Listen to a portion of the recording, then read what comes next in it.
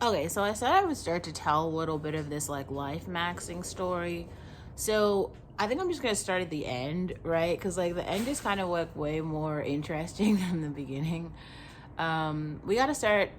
So I'm gonna start the story at the end, but just to give a little context, I have other playlists where I talk about other parts of my life, like growing up.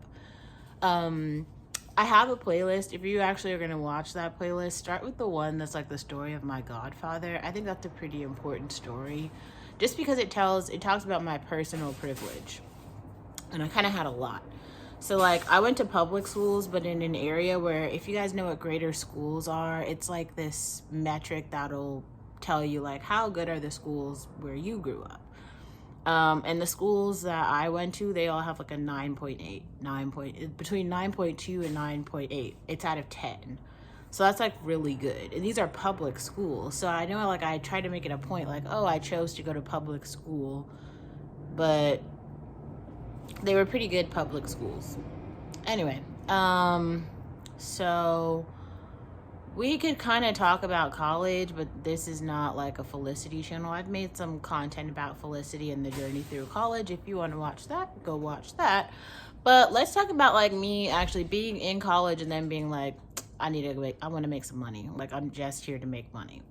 Now, also I think it's kind of important to understand some stuff. Like even when I started college, I was like living with my parents. And my parents like own their home.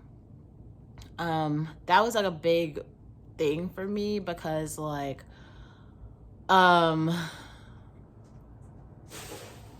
I had this really big idea about generational wealth with my family at the time. I definitely don't hold those values anymore, but at the time that was like a really huge thing for me because it was like a home that like my mom grew up in, and then she like inherited that home, and then I basically contributed a lot of money to like develop and improve that home, and then my mom sold the home, so like she has pocketed the money at this point.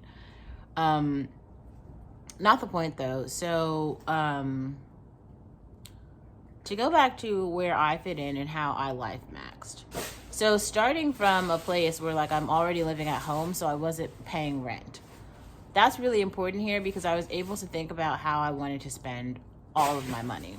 Like before I went to college, I actually did an AmeriCorps year.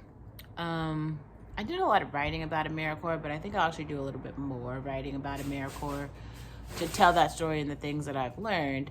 But during AmeriCorps, I think that was like my first like job out of high school or one of them, and I basically just bought a car. Like I bought a Toyota Corolla. It was like new, fresh off the lot, 0 miles during that job.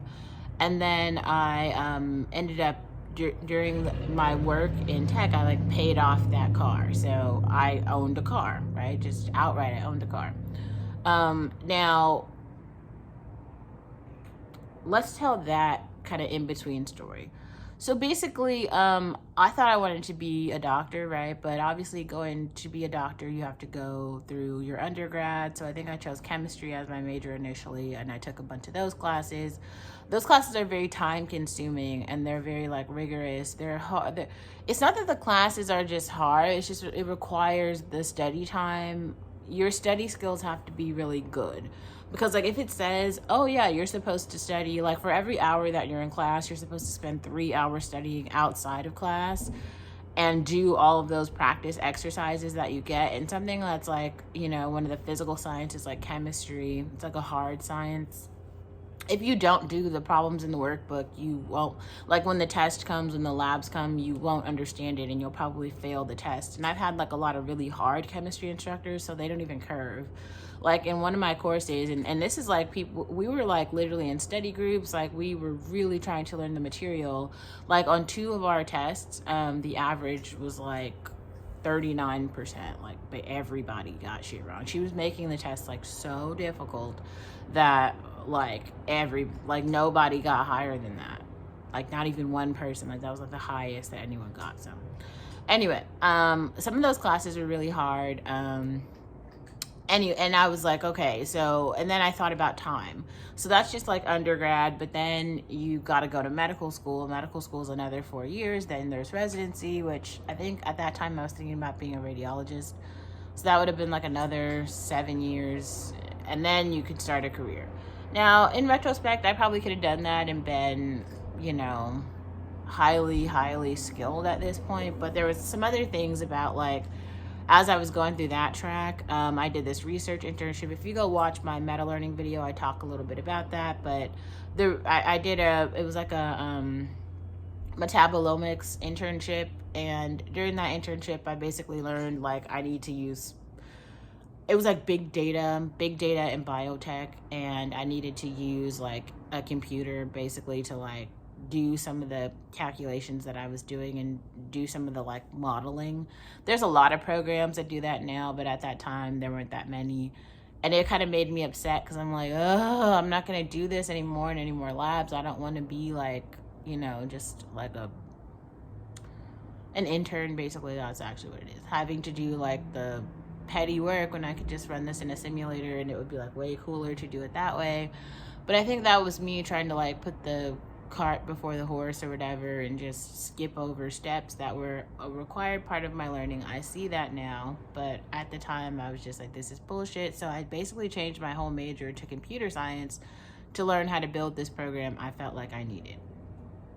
Okay, so after a few computer science classes, and I mean for me it was like 3, I was like, yeah, I don't want to go learn like a whole bunch of shit about Linux systems and really like low level computing concepts, when I don't think that this is applicable in the real world. Because I would like look at, I tried to read technical blogs at that time, but I wasn't really that good at reading technical blogs. And then the thing is, like, when you're beginning in computer science at university, they start like really low level, like the shit that Bill Gates was talking about like during his first company. Like, if you go watch some of the interviews, like when he was trying to market Excel, those like we've come so far from like Excel, right? But like he was literally, it was really low, like bits and bytes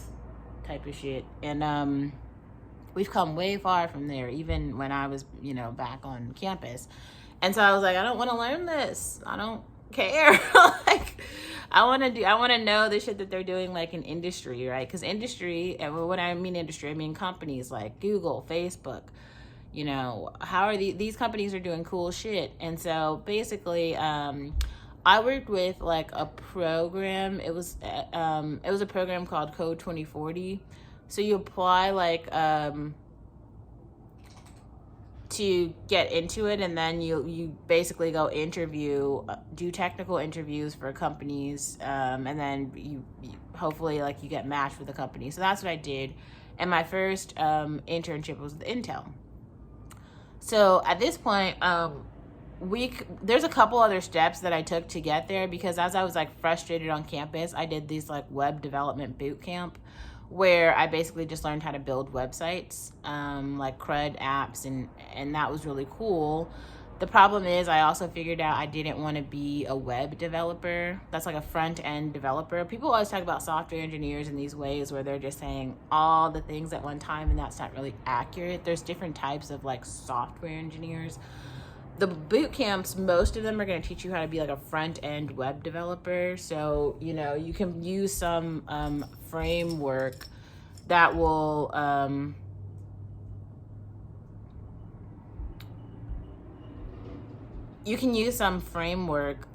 help you build, you know, like a front-end web app. And the problem is, like, let's say that you learn React or something. Like, I know for a while Facebook, like Meta, was using. Sorry, yeah. So if you have like, if you know a particular framework like React or another one, then you can like, it would seem like you'd be really helpful if you worked at one of these companies because you already know the framework. The problem is, the very large companies like Google, Facebook, Intel's pretty big too, but they just aren't, they're a hardware company. So, or Intuit, that's another one. Any company that's like big, like, okay, another one at this point would be like, I don't know why I was going to say Redfin. I I guess the Redfin, like look at any of the apps on your phone. Instagram, Google Maps, Zoom would be like Venmo, Uber, that's a big one. There was another one I was actually thinking about. Oh, there's some like meta services like Hot Schedules, that's another one. Like tons of people use those, but the infrastructure, or actually like Apple Music. There's a lot going on with Apple Music. I guess it's not very complex, but just so they have so many end users. Anyway, the point about this is like I wanted to be a back-end engineer. I could make more content specifically about like how I got good at that. But during that web development boot camp, I took very seriously like databases, like database architecture and things like that. And so I'm not saying I did a lot of marketing, but I gave some tech talks that were about specifically like data and my interest in data. And when I went to interview for companies and they offered me, an internship, I was like, I want to go work on the data team. I want to go to the data team. And so I was able to do that.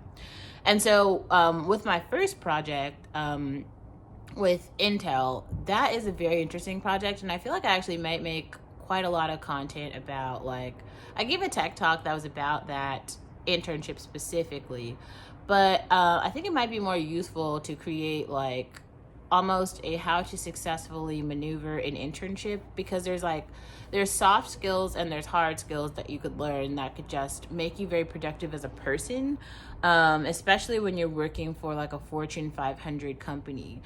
Interning, especially on a technical team at a Fortune 500 company, is enough experience for you to go start a venture and be very, very, very successful, because you will see certain things like department splits. You will see things like cross-team communication. You will see like platform malfunctions. You will see like how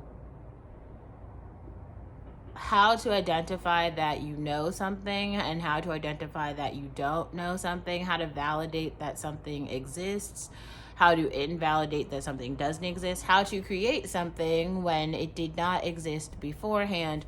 Like things like that kind of seem a little bit like intuitive, where it's like, oh yeah, this is going to be really easy to figure out or whatever. And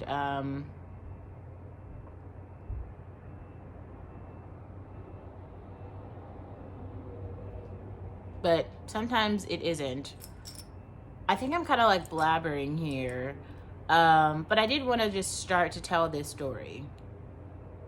And let's stop the story here. But so far we've got to the point where I'm living at home, so I'm not paying any rent. So I'm like 100% focused on my own passions and interests at this point. That is huge. Like I made another video where I was talking about how Destiny was talking about the importance of going to college.